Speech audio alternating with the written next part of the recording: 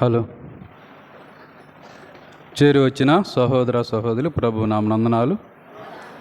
కొద్ది నిమిషాలు దేవుని మాటలు చదువుకుందాం. మత్తయి సువార్త 6వ అధ్యాయం 32-33 వచనాలు చదువుతాం. ఇవన్నీ మీకు కావాలనని మీ పరలోకపు తండ్రికి తెలియను, కాబట్టి మీరు ఆయన రాజ్యమును నీతిని మొదట వెదుకుడి, అప్పుడు అవన్నీ మీకు అనుగ్రహించబడును. మరలా చదువుతున్నా. ఇవన్నీ మీకు కావాలనని మీ పరలోకపు తండ్రికి తెలియను, కాబట్టి మీరు ఆయన రాజ్యమును నీతిని మొదట వెదుకుడి, అప్పుడు అవన్నీ మీకు అనుగ్రహించబడును. నేను కూడా చిన్న ప్రార్థన చేస్తాను. ప్రేమగల దేవా, మిమ్మల్ని స్తుతిస్తున్నాం. ఇంతవరకు ఆరాధన అంతట్లో మీ సమయోచితమైన సహాయం అనుగ్రహించారు. తిరిగి మీ లేఖన భాగాలు మేము చదువుకుంటున్నాం. నాయన, మీరు మాట్లాడి మీరు బలపరిస్తే దేవా మాకు ప్రయోజనం, సంఘానికి ప్రయోజనం, మా ఆత్మీయ జీవితాలకు ప్రయోజనం. మీరు మాట్లాడి మహిమ పొందమని మీ కృపగల హస్తానికి అప్పచెప్పుకుంటూ మా ప్రభుని మీ ప్రియ కుమారుడైన యేసుక్రీస్తు వారి పరిశుద్ధమైన నామమున ఘనమైన నామమున ప్రార్థిస్తున్నాం తండ్రి, ఆమెన్. ప్రియులారా, ఈ మత్తయి సువార్త 6వ అధ్యాయము 32-33 వచనాలు చదువుకున్నాం. ఈ మత్తయి సువార్తలో 5, 6, 7 ఈ అధ్యాయాలని వీటన్నిటినీ కలిపి ఏమంటారంటే కొండ మీద ప్రసంగం అంటారు. 5వ అధ్యాయం మొదట్లో చూడండి. 5వ అధ్యాయం మొదట్లో ఆయన ఆ జనసమూహములను చూసి కొండ ఎక్కి కూర్చుండగా ఆయన శిష్యులు ఆయన వద్దకు వచ్చిరి. అప్పుడు ఆయన నోరు తెరిచి ఇలాగ బోధింపసాగాను. 8వ అధ్యాయం మొదటి వచనం చూడండి.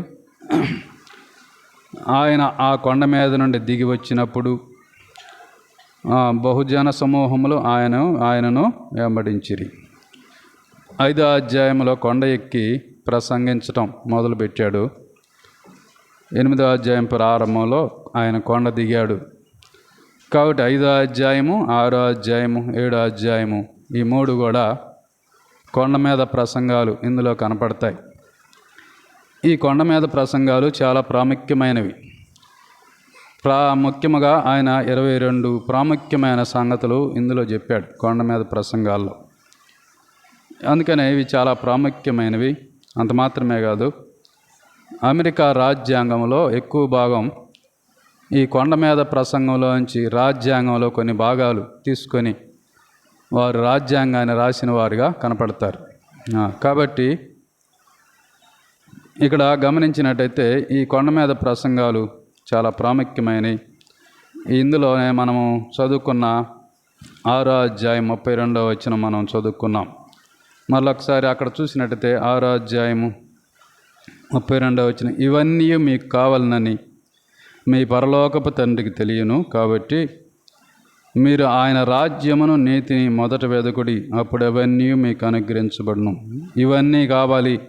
ఏవన్నీ కావాలి అనంటే పైన చెప్పాడు. పైన కొన్ని సంగతులు చెప్పాడు. 25వ వచనంలో, అందువలన నేను మీతో చెప్పినది ఏమనగా, ఏమి తిందుమో ఏమి త్రాగుదుమో అని మీ ప్రాణముల గూర్చి అయినను, ఏమి ధరించుకుందుమో అని మీ వస్త్రముల గూర్చి అయినను చింతింపకుడి అన్నాడు. ఆహారము కంటే ప్రాణమును, వస్త్రము కంటే దేహమును గొప్పవి కావా అని అన్నాడు. ఇలాగ చెప్పాడు. 38వ వచనంలో, వస్త్రముల గురించి మీరు చింతింపనేలా అన్నాడు. కాబట్టి దేనిని గురించి చింతపడద్దు. మానవ జీవితంలో చింత లేకుండా ఉండాలంటే, ముఖ్యంగా విశ్వాస జీవితంలో చింత లేకుండా ఉండాలంటే దానికి ఒక ప్రాముఖ్యమైన అంశం చెప్పాడు. ఏంటంటే మనం చదువుకున్న 33వ వచనం, కాబట్టి మీరు ఆయన రాజ్యమును నీతిని మొదట వెదకుడి, అప్పుడు అవన్నీ మీకు అనుగ్రహించబడతాయి. కాబట్టి దేనిని గురించి చింతపడద్దు. దేనిని గురించి చింతపడిన అవసరం లేదు. కానీ మనం చేయాల్సిందల్లా, విశ్వాసి చేయాల్సిందల్లా ఆయన రాజ్యమును నీతిని మొదట వెతకటం. అవన్నీ ముందు ఆయన రాజ్యాన్ని నీతిని మొదట వెతికితే అవన్నీ మనకు అనుగ్రహించబడతాయి అనే మాటలు ఇక్కడ చూస్తాం. ఆయన రాజ్యాన్ని నీతిని మొదట వెతకటం అంటే ఏంది? ఆయన రాజ్యమును వెతకటం అంటే ఏంది అంటే రాజ్యం అంటే పరిపాలన. మన జీవితంలో, మన కుటుంబంలో దేవుని పరిపాలనకు మనం ప్రాధాన్యత ఇవ్వాలి. దేవుని ఆధిపత్యానికి మనం ప్రాధాన్యత ఇవ్వాలి. అది ఆయన రాజ్యాన్ని, నీతిని మొదట వెతకటం అంటే. కొన్ని గృహాల మీద ఈ గృహానికి అధిపతి క్రీస్తు అని ఉంటుంది. ఈ గృహానికి అధిపతి క్రీస్తు అని ఉంటుంది. కానీ లోపల క్రీస్తు ఏడో చివరిలో ఉంటాడు, చివరి స్థానంలో ఉంటాడు. కాబట్టి మన గృహాలలో, మన కుటుంబాల్లో, సంఘములో మొదట ఎవరికంటే ప్రాధాన్యం యేసుప్రభు వారికే. అలాగా ప్రాధాన్యత ఇచ్చినప్పుడు, మొదటి స్థానం ఆయనకి ఇచ్చినప్పుడు మనకు కావలసినవన్నీ అనుగ్రహించబడతాయి. లోక సంబంధమైనవి కావచ్చు, ఆత్మ సంబంధమైనవి కావచ్చు, ఏమైనా కావచ్చు. ఆయన పరిపాలనకు ఒప్పుకోవాలి. ప్రతి దాంట్లో నిర్ణయాలు తీసుకునేటప్పుడు, కష్ట సమయంలో, ఇబ్బందుల్లో, అవసరాలైనప్పుడు ముందుగా ప్రభువును పెట్టడం, ప్రభువుకు అప్పచెప్పుకోవటం అనేది ఆయన రాజ్యాన్ని, నీతిని మొదట వెతకటం అనే మాట మనం చూస్తాం. కొన్ని మాటల వరకు గుర్తు చేసి నేను ముగిస్తాను. 63వ కీర్తన మొదటి వచనం గమనించినట్టయితే, 63వ కీర్తన మొదటి వచనాన్ని మనం ఇక్కడ చదువుకుంటే, దేవా నా దేవుడవు నీవే, వేకువ నేను నిన్ను వెతుకుదును, నీ బలమును నీ ప్రభావమును చూడవలనని పరిశుద్ధాలయమందు నేను ఎంతో ఆశతో నీ తట్టు కనిపెట్టుచున్నాను. నీళ్ళు లేక ఎండి ఉన్న దేశమందు నా ప్రాణము నీ కొరకు తృష్టగొనుచున్నది. నీ మీద ఆశ చేత నిన్ను చూడవలనని నా శరీరం కృషించుచున్నది. 1వ చరణంలో అన్నాడు. 2వ చరణంలో 1-2 చరణాలు చూసినట్టు, దేవా నా దేవుడవు నీవే, వేకువనే నిన్ను వెతుకుదును అన్నాడు. నీ బలమును నీ ప్రభావమును చూడవలనని పరిశుద్ధాలయమునందు నేనెంతో నీ తట్టు ఆశతో కనిపెట్టుకొని ఉన్నాను అంట దావీదు అంటున్నాడు. దావీదు అంటున్న మాట మనం గుర్తు చేసుకున్నట్టయితే, దావీదు వేకువనే దేవుని ఎతికేవాడు అన్నాడు. దాని అర్థం ఏంటంటే, దినాన్ని ప్రారంభించబోయే ముందుగా, దినమును ప్రారంభించబోయే ముందుగా వేకువనే ప్రభువును వెతికేవాడు దావీదు. కాబట్టి ప్రియులారా, మన జీవితంలో కూడా దిన ప్రారంభమున ప్రభువును వెతకాలి. వేకువనే లేచి, ఎలాగ లేచేవాడంటే దేవుని బలాన్ని, ప్రభావాన్ని చూడాలని ఆయన పరిశుద్ధాలయమునందు ఆశతో కనిపెట్టుకొని ఉండేవాడు. ఎప్పుడెప్పుడు లేచి ప్రభువును స్తుతిద్దామా, ఎప్పుడెప్పుడు లేచి దేవుని వాక్యం చదువుకుందామా, ఎప్పుడెప్పుడు లేచి ప్రార్థన చేసుకుందామా అనే ఆలోచన దావీదుది. దిన ప్రారంభం గమనించినట్టయితే ఆయన ప్రభువుతో మొదలుపెట్టేవాడు. మన దిన ప్రారంభం ఎలాగా గడుస్తూ ఉన్నది? కొంతమందికి దిన ప్రారంభంలోనే లేవటంతో టీ తాగే అలవాటు ఉంటుంది. ఇంకొంతమందికి పేపర్ చదివే అలవాటు ఉంటుంది. ఇవి కాదు ముఖ్యం, ఇవన్నీ కాదు. లేవటంతో దైవ సన్నిధి వెతకాలి, వాక్యం చదువుకోవాలి, ప్రార్థన చేసుకోవాలి. ఎంత బిజీగా ఉన్నా, ఎన్ని పనులున్నా, బాగా బిజీగా ఉన్నా, కనీసం 4 మాటలైనా చదువుకోవాలి. దేవుని మాటలు చదువుకొని ప్రార్థన చేసుకోవాలి. ఒకవేళ చదవటం రాదా, ప్రార్థన చేసుకో. మా చర్చిలో విన్న మాటలు విని, ఆ విన్న మాటలు జ్ఞాపకం తెచ్చుకొని ప్రార్థన చేసుకో. ఎక్కువ సమయం ప్రార్థన చేయాలి. వేకువజామునే లేచి ప్రార్థన చేయాలి. మోకాళ్ళు వంచటం ఇబ్బందిగా ఉందా, కూర్చొని ప్రార్థన చేసుకో. కానీ ప్రభువుని వెతకటం మాత్రం మొదటగా మన సమయాన్ని, దినములో మొట్టమొదటి సమయాన్ని దేవునికి ఇవ్వటం మాత్రం మానుకోకూడదు. శరీర ఇబ్బందులు రావచ్చు, ఏమీ కుదరకపోతే లేచి పనుకోనైనా ప్రార్థన చేయొచ్చు, బాగా ఇబ్బందిగా ఉంటే, పేషెంట్ అయితే. కానీ దినాన్ని మాత్రం ప్రభువుతోటే ప్రారంభించాలి. దావీదు 40 సంవత్సరాలు ఇశ్రాయేలు సామ్రాజ్యాన్ని పరిపాలించాడు. ఆయన రోజుకు 3 సార్లు ప్రార్థన చేసేవాడు. ఉదయం, మధ్యాహ్నం, సాయంత్రం 3 సార్లు ప్రార్థన చేసేవాడు. రోజుకి 7 మార్లు స్తుతించేవాడు. స్తుతించేవాడు. ఎంత ఎత్తు ఎదిగినా తగ్గించుకునే జీవితం, ఒదిగి ఉండాలంటారే, అలాగా దావీదు జీవితం కనపడుతుంది. కాబట్టి ప్రియులారా, చదువు ఉన్నా లేకపోయినా మనము వేకువనే ఉదయాన్నే దిన ప్రారంభం దేవునికి అప్పచెప్పుకోవాలి, ప్రార్థన చేసుకోవాలి, వాక్యం చదువుకోవాలి, దేవుని మాటలే ముందు చదవాలి. అది ప్రాముఖ్యమైనది. కాబట్టి దావీదు ఆశతో లేచేవాడు, దేవుని సన్నిధి ఆశతో లేచేవాడు అన్నాడు. నీళ్లు లేక ఎండి ఉన్న దేశమందు నా ప్రాణము నీ కొరకు తృష్టంగొని ఉన్నది అని. కాబట్టి అలాగా దినం మొట్టమొదటిగా దేవునికి ఇవ్వాలి అనే మాట నేను గుర్తు చేశాను. రెండవది చూడండి, రెండవది గమనించినట్టయితే రెండవ మాట లేవీకాండం 23వ అధ్యాయం 7వ వచనం. లేవీకాండం 23వ అధ్యాయము 7వ వచనంలో ఒక మాట చదువుకుంటే,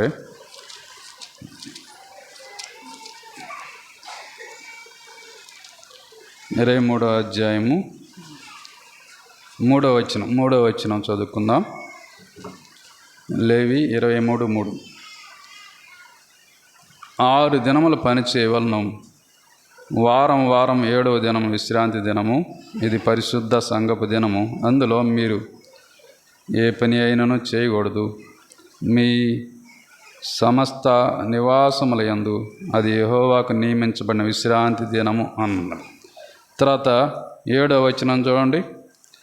మొదటి దినమున మీరు పరిశుద్ధ సంఘముగా కూడవలను, అందులో మీరు జీవనోపాధి అని ఏ పని చేయకూడదు అని.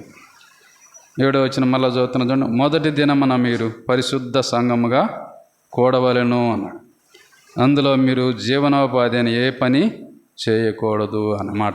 పాత నిబంధనలో ఇలా చెప్పబడింది, మొదటి దినాన మీరు పరిశుద్ధ సంఘముగా కూడవలను. వారంలో మొదటి దినం ప్రభుదినం. వారంలో మొదటి దినం ప్రభుదినం. వారం ఎక్కడి నుంచి మొదలైద్ది? ఆదివారం కాడి నుంచి మొదలవుతుంది. కాబట్టి మొదటి దినం ప్రభుదినం. అక్కడ పరిశుద్ధ సంఘముగా కూడవలను అన్నాడు. ఎందుకు కూడేది? అపోస్తులు 27లో ఆదివారమున మేము రొట్టె విరుచుటకు కూడినప్పుడు అని. కాబట్టి ప్రభువును ఆరాధించడానికి వారంలో మొదటి దినం ఖచ్చితంగా మనం కూడాలి. ఒకసారి రినాల్స్ బాబా అని చెప్పాడు, మంచం మీద ఉంటే తప్ప, లేవలేని స్థితిలో ఉంటే తప్ప ప్రభువుని ఆరాధించడం మానుకోకూడదు. ప్రభువుని ఆరాధించడం మానుకొనకూడదు. 10,000 అయినవని ఆ రోజు కూలి మానుకొని ఖచ్చితంగా దైవ సన్నిధికి వస్తే దేవుడి దగ్గర ప్రతిఫలం అంతకంటే ఎక్కువగా ఉంటుంది. కాబట్టి ఇక్కడ రాయబడిన మాట ఏంటంటే, మొదటి దినమున మీరు పరిశుద్ధ సంఘముగా కూడుకొనవలెను అన్న. పాత నిబంధనలు అయితే వాళ్ళు కూడుకునే దినాన పశువులకు కూడా గడ్డేయరు, ఏ పని చేయరు,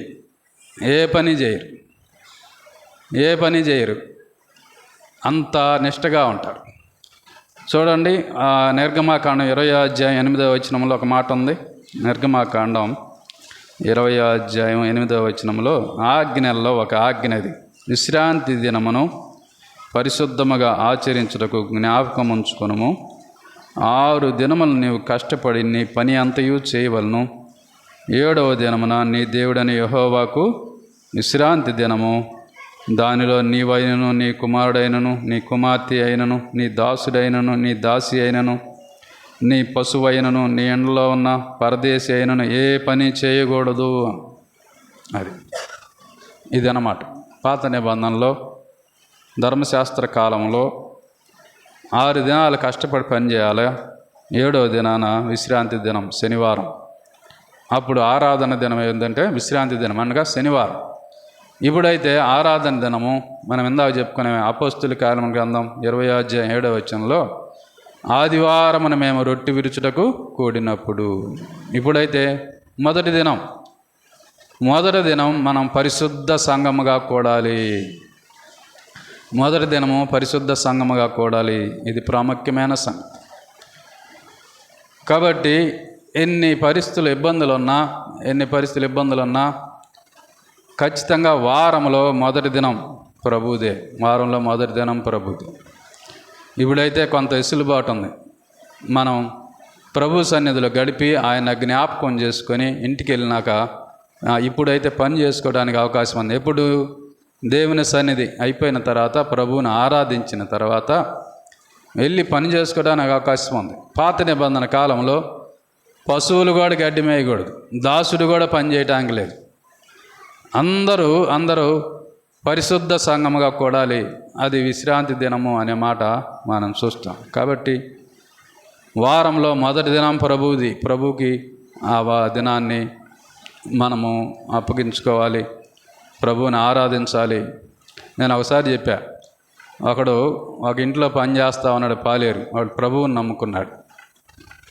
6 దినాలు పని చేస్తాడు, కానీ ఆదివారం మాత్రం వాడు ఎన్ని చెప్పినా కూడా నేను పని చేయడు. ఎంత డబ్బులు ఇస్తా అన్న పని చేయడు.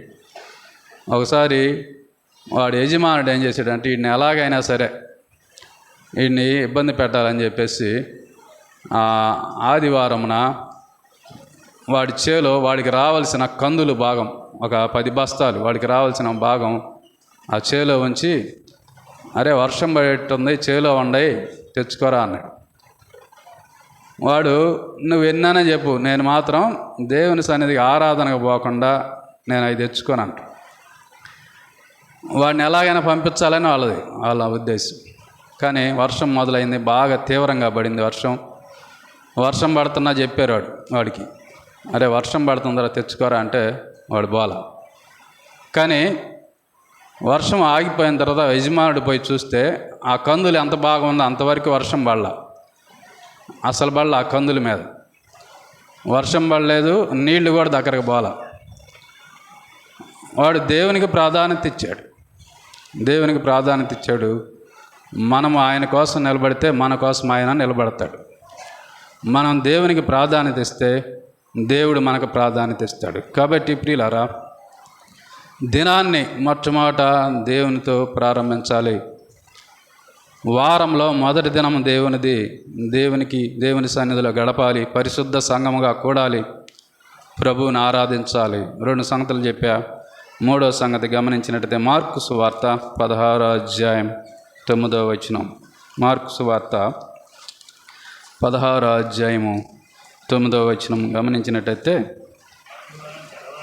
ఆదివారము తెల్లవారినప్పుడు యేసు లేచి తాను 7 దయ్యములు వెళ్ళగొట్టిన మగ్దలేనే మరియకు మొదట కనపడెను.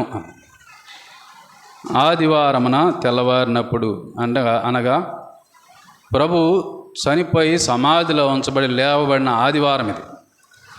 ఆయన లేచి మొట్టమొదటి ఎవరికి కనపడ్డాడంటే, తాను 7 దయ్యములు వెళ్ళగొట్టిన మగ్దలేని మరియకు మొదట కనపడెను అనే మాట. ఎందుకు మొదట కనపడ్డాడు అని అంటే, యోహాను సువార్త 20వ అధ్యాయం 1వ వచనం. యోహాను సువార్త 20వ అధ్యాయం 1వ వచనం. ఆదివారమున ఇంకను చీకటిగా ఉన్నప్పుడు మగ్దలేని మరియ పెందలకడ సమాధి యొద్దకు వచ్చి సమాధి మీద ఉండిన రాయి తీయబడినట్టుట చూశాను అనే మాట. ఈమె ఆదివారమున ఇంకా చీకటిగా ఉన్నప్పుడు పెందలకడనే లేచి అనే మాట చూస్తాం. యేసు ప్రభు వారితోటి 12 మంది శిష్యులు ఉన్నారు, ఇంకా చాలామంది ఉన్నారు. వారు ఎప్పుడు ఆయనతో పాటు తిని త్రాగి మరి ఆయనతో పాటు భోజనం చేసి ఆయనతో పాటు పానం చేసిన వారెవ్వరూ రాలేదు. కానీ ఆదివారమున పెందలకడనే ఎవరు వచ్చారంటే మగ్దలేని మరియ వచ్చినట్టుగా చూస్తాం. కాబట్టి దైవ సన్నిధికి పెందలకడనే రావాలి, మొట్టమొదట రావాలి, సమయానికి రావాలి. ఈమెకి ఎందుకు కనపడ్డాడో తెలుసా? మరణాన్ని గెలిచి లేచిన తర్వాత ఈమెకి ఎందుకు కనపడ్డాడంటే, ఈమె ప్రభువుని ఎంతో ప్రేమించింది కాబట్టి దైవ సన్నిధికి పెందలకడన వచ్చింది. గుర్తుపెట్టుకోండి, దేవుని ప్రేమించే వాళ్ళమైతేనే సమయానికి రాగలుగుతాం. దేవుని ప్రేమించే వాళ్ళమైతేనే ఆయన సన్నిధి మానకుండా రాగలుగుతాం. దేవుని ప్రేమించే వాళ్ళమైతేనే దేవునికి దినములో మొదటి స్థానం ఇస్తాం. కాబట్టి ఈమె పెందల కడనే లేచి సమాధి వద్దకు వచ్చి ఆయన ఎతుకుతూ ఉన్నది అనే మాట చూస్తాం. ఎతుకుతూ ఉన్నది. 2వ వచనం చూడండి. గనుక ఆమె పరిగెత్తుకొని సీమోను పేతురుని వద్దకు, యేసు ప్రేమించిన ఆ మరి ఒక శిష్యుని వద్దకు వచ్చి అనే మాట చూస్తాం. పరిగెత్తింది ప్రభువు కోసం పరిగెత్తినది. పరిగెత్తుకుంటా వచ్చి అనే మాట కనపడుతుంది. పెందల కడనే అందరికంటే ముందు, శిష్యుల కంటే ముందుగా ఆమె వచ్చినట్లుగా దైవ సన్నిధికి మనం చూస్తాం. పెందల కడనే చూసి వచ్చినట్టుగా మనం చూస్తాం. తర్వాత గమనించినట్టయితే యేసుప్రభు వారు కనపడలేదు. శిష్యులకు చెప్పింది, ఆ మాట చెప్పింది. వాళ్ళు కూడా వచ్చి చూశారు, కనపడలేదు. 7వ వచనంలో లేదా 6వ వచనంలో అంతట సీమోను పేతురు అతని వెంబడి వచ్చి సమాధిలో ప్రవేశించి నారబట్టలు పడినట్టుగా ఆయన తల రుమాలు నారబట్టల యొద్ద వేరుగా ఉన్న చోటు చుట్టబడినట్టు చూశాను. అప్పుడు మొదట సమాధి యొద్దకు వచ్చిన ఆ శిష్యుడు లోపలికి పోయి చూసి నమ్మెను. ఆయన మృతుల్లోండి లేచుట అగత్యమైన లేఖనం వారు ఇంకా గ్రహింపరైరి. అంతటా ఆ శిష్యులు తిరిగి తమ వారి వద్దకు వెళ్ళిపోయిరి అని. శిష్యులు వెళ్ళిపోయారు. యేసుప్రభు వారితో ఎప్పుడు ఉండే శిష్యులు చూశారు, ఆయన కనపడలేదు, తిరిగి వెళ్ళారు. కానీ 11వ వచనం చూడండి. అయితే మరియా సమాధి బయట నిలిచి ఏడ్చుచుండెను. శిష్యులు చూసి వెళ్ళిపోయారు, కానీ మరియ మాత్రం సమాధి బయటే ఉండి అక్కడ నిలబడింది, ఏడుస్తూ ఉంది. ప్రభు కోసం ఏడుస్తూ ఉంది. ఆమె ఏడ్చుటయు సమాధిలో వంగి చూడగా తెల్లని వస్త్రములు ధరించిన 2 దేవదూతలు యేసు దేహము ఉంచబడిన స్థలములో తలవైపు ఒకడును కాళ్ళ వైపు ఒకడును కూర్చుండుట కనపడెను. శిష్యులకు కనపడలా. వీళ్ళు ముందు యేసు ప్రభు వారితో ఉన్న శిష్యులకు కనపడలేదు, కానీ ఆమె ఏడుస్తూ అక్కడే నిలబడి ప్రభు కోసం ఎదురు చూస్తూ మరలా ఆశతో రెండోసారి చూసి, ముందు చూసింది ఒకసారి కనపడలేదు, కానీ మరలా ఆశతో రెండోసారి చూసినప్పుడు అప్పుడు దేవదూతలు కనపడ్డారు. ఆ తర్వాత ప్రభు కనపడ్డాడు. మనం ఇందా చెప్పుకున్న మార్కు సువార్తలో 16వ అధ్యాయం 9వ వచనంలో ఆదివారం తెల్లవారినప్పుడు యేసు లేచి తాను 7 దయ్యములు వెళ్ళగొట్టిన మగ్దలేని మరియకు మొదట కనపడెను. కాబట్టి ప్రియులారా, దైవ సన్నిధి మొదట వెతకాలి. దేవుని సన్నిధికి మొదట రావాలి, సమయానికి రావాలి. ఇది చాలా ప్రాముఖ్యమైన సంగతి. దైవ సన్నిధికి సమయానికి రావాలి, మొదట రావాలి. మగ్దలేని మరియా అదే పని చేసింది. పెందల కడనే లేచి ఆయనను వెతికినట్లుగా మనం చూస్తాం. కాబట్టి అందుకనే ప్రభువుని ప్రేమించిన శిష్యుడు కూడా ఉన్నాడు. ఎప్పుడు రొమ్మున అనుకునే శిష్యుడు కూడా ఉన్నాడు, యోహాను. ఆయనకు కూడా కనపడ్డాడు. మగ్దలైన మరియకి మాత్రమే కనపడ్డాడు. కాబట్టి మనము దినాన్ని ప్రభుతో ప్రారంభించాలి. వారంలో మొదటి దినం ప్రభువుకి ఇవ్వాలి. ఆ ప్రభు దినంలో కూడా మొట్టమొదట దేవుని సన్నిధికి రావాలి. మొదటగా దేవుని సన్నిధికి రావాలి, సమయానికి దేవుని సన్నిధికి రావాలి. అది చాలా ప్రాముఖ్యం. చాలా మన సంఘాల్లో కాదు, కానీ స్ట్రిక్ట్ బ్రదర్ అనే సంఘాలు ఉంటాయి. స్ట్రిక్ట్ బ్రదర్ అనే సంఘాలు కొన్ని ఉంటాయి. ఆ స్ట్రిక్ట్ బ్రదర్ అనే సంఘాల్లో 10 అయితే గేట్ వేస్తారు. 10 అయితే గేట్ వేసేస్తారు. మిగతా వాళ్ళందరూ గేటు బయట ఉండటమే. ఆ రోజు వాళ్ళకి ప్రభు శరీరానికి సాధించిన రొట్టె లేదు, రసం లేదు. అలాగుంటాయి. సహోదరుడు ఎవరైనా తప్పు చేసినట్లయితే సంఘం ఎడల ఏదైనా తప్పు చేసినట్లయితే వచ్చి క్షమాపణ చెప్పాలి. చాలా స్ట్రిక్ట్గా ఉంటారు. ఆ వ్యక్తి పరిచర్యలో పాలు పొందడానికి లేదు, చాలా స్ట్రిక్ట్గా ఉంటారు. అటువంటి సంఘాలు ఉన్నాయి. శనివారం విజ్ఞాపన చేయకుండా ఆదివారం బల్ల ఎక్కేయనిరు. అటువంటి పరిస్థితులు ఉన్నాయి. మనం ఈడ హెచ్చరిస్తే ఇక వాక్యానికి వేయొద్దు, ఇక మేము రామంటారు. అటువంటి పరిస్థితులు ఎక్కడున్నాయి. కానీ చాలా స్ట్రిక్ట్గా ఉండే సంఘాలు ఉన్నాయి, వాటిని స్ట్రిక్ట్ బ్రదర్ అని సంఘాలు అంటారు. కాబట్టి ఆదివారము సమయానికి రావాలి, దైవ సన్నిధిని వెతకాలి. మగ్దలేన మరి వెతికినది మొట్టమొదట ప్రభు ఆమెకే కనపడినట్లుగా మనం చూస్తాం. 3 సంగతులు చెప్పుకున్నాం.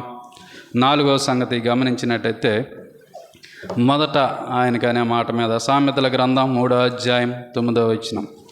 సామెతల గ్రంథం 3వ అధ్యాయము 9వ వచనం గమనించినట్టయితే 3వ అధ్యాయం 9వ వచనం, నీ రాబడి అంతట్లో ప్రథమ ఫలమును నీ ఆస్తిలో భాగమునిచ్చి యెహోవాను గణపరచుము అన్నాడు. కాబట్టి నీ రాబడి అంతట్లో ప్రథమ ఫలాన్ని అన్నాడు. మొదట దాన్ని నీ రాబడిలో ప్రథమ ఫలం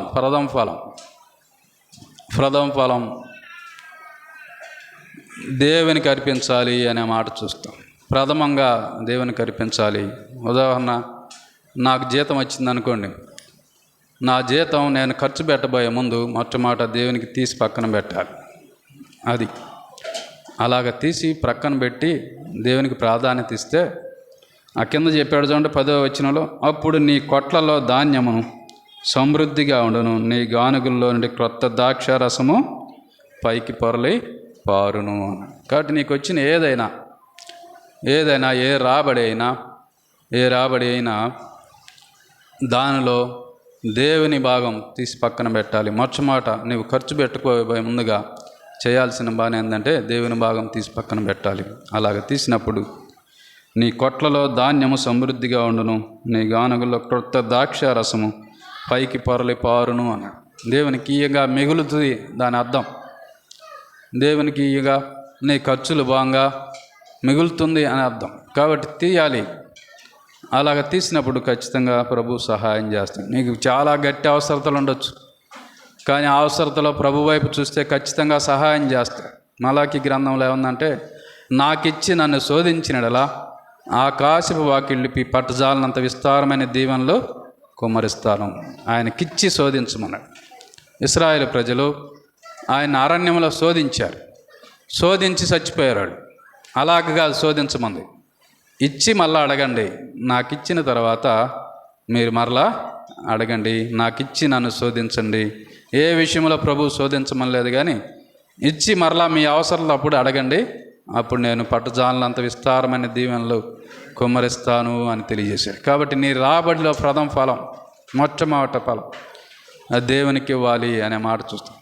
చాలా సంతోషం ఏంటంటే, మన వాళ్ళు ఆ యొక్క బియ్యంలో మొదటి ఫలాన్ని దేవుని సన్నిధికి తీసుకొస్తారు. అలాగనే మనకు వచ్చే దాంట్లో ప్రతి దానిలో కూడా ప్రభుకి ఇస్తే అది ఆశ్చర్యకరంగా మనం దీవెనలు పొందుతాం, ఆశ్చర్యకరమైన సహాయం పొందుతామనే మాటలు జ్ఞాపకం చేయబడతా ఉన్నాయి. కాబట్టి 4 సంగతులు చెప్పుకున్నాం. 5వ సంగతి గమనించినట్టయితే, 5వ మాట గుర్తు చేసుకున్నట్టయితే, మొదటి సమూయేలు గ్రంథం 30వ అధ్యాయం 7వ వచనం. మొదటి సమూయేలు గ్రంథం 30వ అధ్యాయము 7వ వచనం చదువుకున్నట్టయితే, అక్కడ మొదటి సమూయేలు గ్రంథం 30వ అధ్యాయము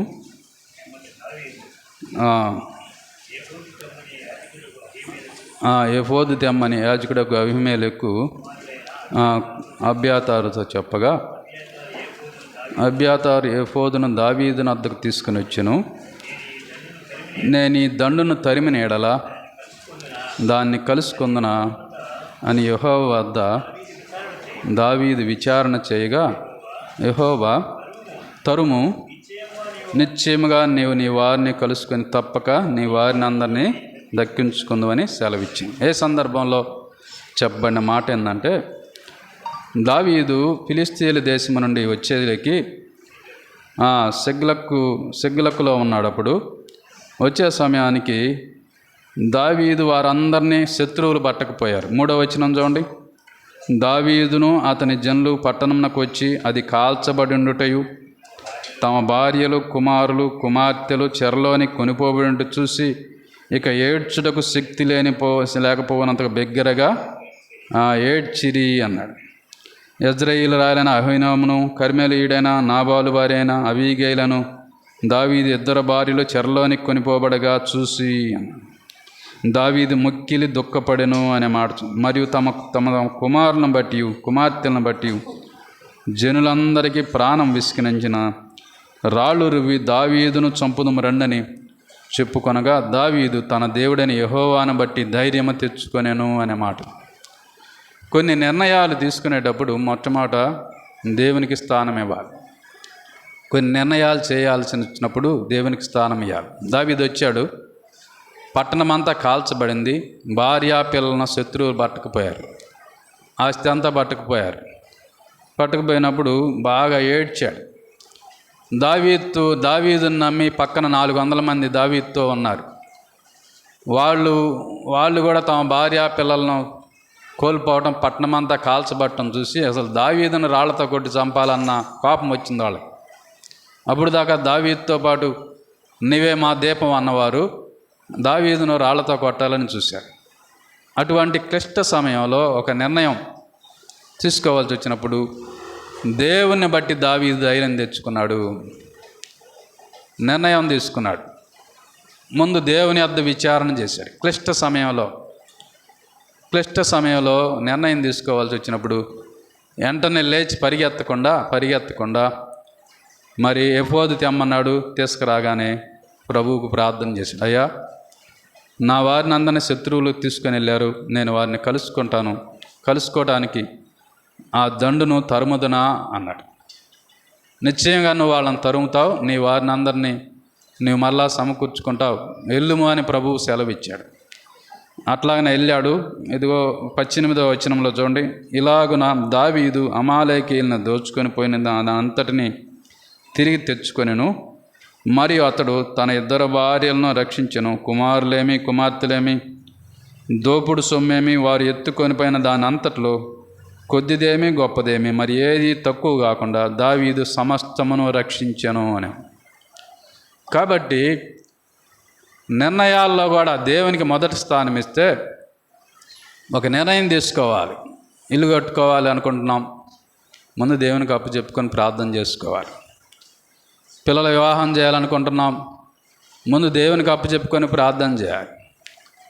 ఒక నిర్ణయం లేదా కష్ట సమయంలో అయినా సరే, బాగా శ్రమ వచ్చింది, ఇబ్బంది వచ్చింది, అటువంటి సమయంలో దేవునికి అప్పచెప్పుకొని మొట్టమొదట ఆయన యొద్ద విచారణ చేయాలి.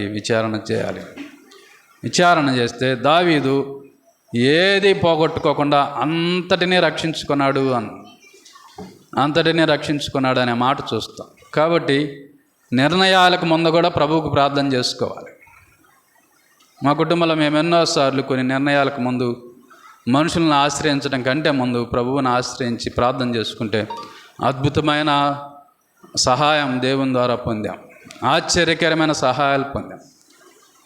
కాబట్టి నిర్ణయాలకు ముందు ప్రభువుకు అప్పచెప్పుకోవాలి, ప్రభువు నిర్ణయం తీసుకోవాలి, ప్రభువుకు ప్రార్థన చేసుకోవాలి. ఆ తర్వాత నిర్ణయం తీసుకుంటే అది ఒకవేళ సరిగా నిర్ణయం అయితే అన్నీ మనకు ప్రతికూలంగా ఉంటాయి. సరి అయిన నిర్ణయం అయితే సమస్తము సమకూడి జరుగుతూ ఉంటాయి. కాబట్టి నిర్ణయాలకు ముందు కూడా ప్రభువును ఉంచాలి అనే మాట మనం చూస్తాం. కాబట్టి ప్రియులారా, 5 సంగతులు చెప్పుకున్నాం. దినాన్ని ప్రభువుతో ప్రారంభించాలి. వారంలో మొదటి దినం ప్రభువుకి ఇవ్వాలి, ఆయన సన్నిధిలో గడపాలి. తర్వాత ఆ గడిపే దినము కూడా పెందల కడనే మరీలాగా అందరికంటే ముందుగా దైవ సన్నిధికి రావాలి. ఆరాధన అంటే రొట్టె రసం తీసుకొని పోవటం కాదు. ప్రభువును కీర్తించాలా, స్తుతించాలి, స్తుతులు చెల్లించాలి. ఇవన్నీ ఆరాధనలో భాగం. ఒక పార్టే రొట్టె రసం తీసుకోవటం. 100లో 30% రొట్టె రసం. మిగతా ఈ పాటలు, స్తుతించటం, ఆయన కృతజ్ఞత చెల్లించటం, ఆరాధన వర్తమానం వినటం లేదా అందించటం, ఇవన్నీ ఉంటాయి. ఇవన్నీ లేకుండా 100లో 30 భాగం తీసుకొని వెళ్తున్నావు, అది ఆశీర్వాదం ఏమి కాదు. కాబట్టి ఆదివారం ఖచ్చితంగా ప్రభు సన్నిధిలో గడపాలి. అది కూడా పెందల కడనే రావాలి, అందరికంటే ముందుగా రావాలి. అది ప్రాముఖ్యమైన సంగతి. 4వ సంగతి, మన రాబడిలో మొదటి ఫలం, ప్రథమ ఫలం దేవునికి ఇవ్వాలి అనే మాట చూసాం. 5వది, మన నిర్ణయాలప్పుడు ప్రభు సన్నిధిలో అప్పచెప్పుకోవాలి, ప్రభువుని అడగాలి. ప్రార్థన చేస్తే ఖచ్చితంగా నీకు సమయోచితమైన సహాయం ప్రభువు అందిస్తాడు. 6వ సంగతి, 2 కొరింథీయులకు రాసిన పత్రిక 8వ అధ్యాయం 5వ వచనంలో, 2 కొరింథీయులకు రాసిన పత్రిక 8వ అధ్యాయము 5వ వచనం గమనించినట్టయితే, ఇదియుగాక మొదట ప్రభువునకును దేవుని చిత్తం వలన మాకును తమ్మును తామే అప్పగించుకొనిరి, ఎంతగా చేయుదురని మేము అనుకొనలేదు అని. ఎవరి గురించి అంటే మాసిదోనియా సంఘం గురించి. 8వ అధ్యాయం ప్రారంభంలో, సహోదరులారా, మాసిదోనియా సంఘమునకు అనుగ్రహించబడిన దేవుని కృపను గూర్చి మీకు తెలియజేయుచున్నాను. ఎలాగనగా వారు బహుశ్రమల వలన పరీక్షించబడగా అత్యధికంగా సంతోషించిరి అన్నాడు. బహుశ్రమలు వచ్చినాయి మాసిదోనియా సంఘానికి. బహుశ్రమలు వస్తే వాళ్ళు ఏం చేశారంటే 5వ వచనంలో, ఇదియుగాక మొదట ప్రభువుకు అప్పచెప్పుకున్నారు అన్నాడు.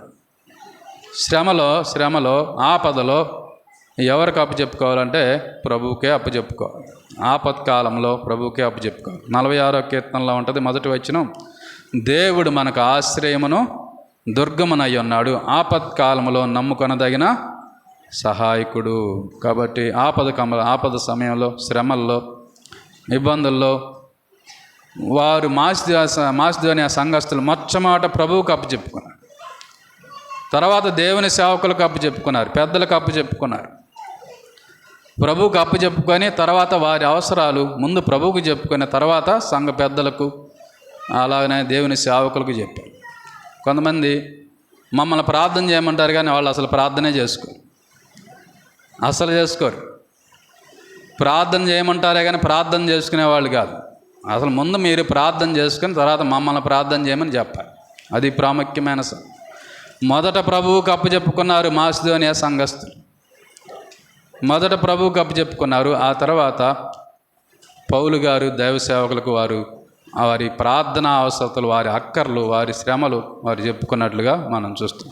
కాబట్టి శ్రమకాలంలో, ఆపత్కాలంలో మొట్టమొదట ప్రభువుకు అప్పచెప్పుకోవాలి. అప్పచెప్పుకుంటే వారు 2వ వచనంలో, వారు బహుశ్రమల వలన పరీక్షించబడగా అత్యధికంగా సంతోషించిరి. అది అత్యధికంగా సంతోషించిరి. శ్రమలో ప్రభువుకు అప్పచెప్పుకుంటే మొట్టమొదట అత్యధికంగా సంతోషిస్తాం. శ్రమల నుండి మన ఇబ్బందుల నుండి తొలగించి మనకు సంతోషాన్ని ఇచ్చే దేవుడు. కాబట్టి అత్యధికంగా మాసిదోనియా సంఘస్థులు సంతోషించారు అనే మాట మనం చూస్తాం. కాబట్టి 6 సంగతులు చెప్పుకున్నాం.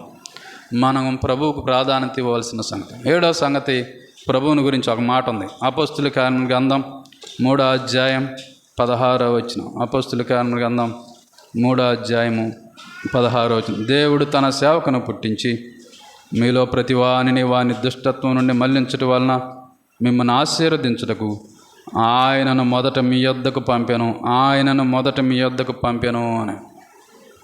ప్రియులారా, కాబట్టి ఇక్కడ రాయబడిన మాట ఏంటంటే దేవుడు తన సేవకుని పుట్టించి, ఆ సేవకుడు ఎవరంటే మన ప్రభువైన యేసుక్రీస్తు, మీలో ప్రతి వాని దుష్టత్వం నుండి మళ్లించటానికి, మరి మిమ్మల్ని ఆశీర్వదించడానికి ఆయనను మొదట మీ యొద్దకు పంపెను అన్నాడు. కాబట్టి మొట్టమొదట తన కుమారుని పంపాడు. ఆయన వచ్చి మనల్ని రక్షిస్తాడన్న సంగతి అసలు ఎప్పుడు ఆలోచన చేయబడిందంటే తీనవసరం లేదులే. ఎఫ్సీలు రాసిన పత్రిక 1వ అధ్యాయంలో ఉంటుంది. జగత్తు పునాది వేయబడక మునిపే ఆయన క్రీస్తులో మనల్ని ఏర్పాటు చేసుకున్నాడు. జగత్తు పునాది వేయబడక మునిపే, భూమి సృష్టించక మునిపే, ప్రపంచాలు నిర్మితం కాకముందే నన్ను ఆయన ఏర్పాటు చేసుకున్నాడు. మొదట మన యొద్దకు పంపెను. కాబట్టి ప్రియులారా, ప్రభువుని నమ్ముకోవటం కంటే గొప్ప ఆశీర్వాదం మరొకటి లేదు. ఇల్లు కట్టుకుంటేనో, ధనం సంపాదిస్తేనో, పొలాలు, ఇవన్నీ నగలు ఇవన్నీ ఉంటేనో ఆశీర్వాదం అనుకోడు.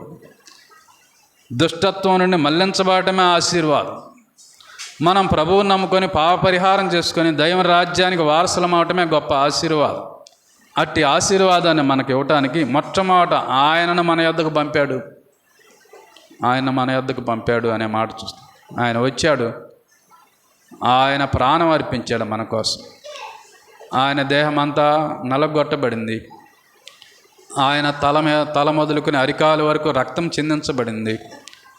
ఆయన రక్తమంతా చిందించబడి ప్రాణం అర్పించబడి సమాధిలో ఉంచబడి 3వ దినాన మృత్యుంజయుడిగా లేచాడు. ఈనాడు మనం ఆయన సంఘములో ఇలాగ చేర్చబడ్డామంటే మొట్టమొదట ఆయనను మన కోసం పంపాడు దేవుడు. ఆయన మన కోసం పంపాడు. అలాగా మనము సంఘంలో చేర్చబడ్డాం. కాబట్టి ప్రియులారా, 7 సంగతులు చెప్పుకున్నాం. మొదటిది, దినాన్ని ప్రభువుతో ప్రారంభించాలి. రెండవది, వారంలో మొదటి దినం ప్రభువుకి అర్పించుకోవాలి. ఖచ్చితంగా ప్రభు సన్నిధిలో పరిశుద్ధ సంఘముగా కూడుకోవాలి. మూడవది, దేవుని సన్నిధిని వేకువజామునే వెతకాలి, లేదా అందరికంటే పెందలకడనే సమయానికి దైవ సన్నిధికి రావాలి.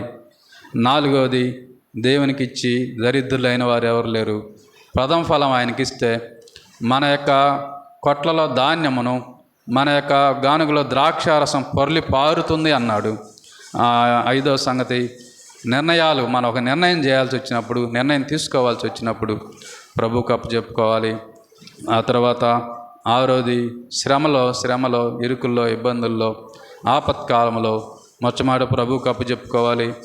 ఏడవది, ఆయనే మొదట మన యొద్దకు వచ్చాడు అన్న సంగతి మనం చూసాం. దేవుడు కొద్ది మాటలు దీవించునుగాక. ప్రార్థన చేసుకుందాం.